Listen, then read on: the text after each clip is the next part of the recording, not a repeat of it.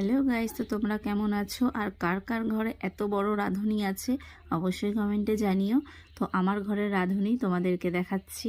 তো আজ করব সর্ষে পাতা বাটা। শীত পড়ে গেছে, সর্ষে শাক পাওয়া যাচ্ছে এখন। বাবা সর্ষে পাতা নিয়ে এসেছে, বললো বাটা খাবে।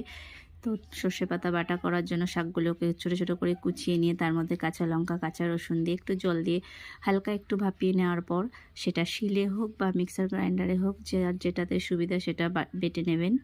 বেটে নেওয়ার পর কড়াইতে একটু তেল দিয়ে বাটাটা দিয়ে দেবেন। দিয়ে দেওয়ার পর ভালোভাবে বাটাটাকে নাড়াচাড়া দিয়ে পরিমাণ মতো একটু লবণ, পরিমাণ মতো একটু হলুদ দিয়ে ভালো মতো আর একটু নেড়ে ছেড়ে গ্যাসের ফ্লেমটা কমিয়ে দিয়ে হালকা আছে এটাকে আস্তে আস্তে শুকাতে হবে।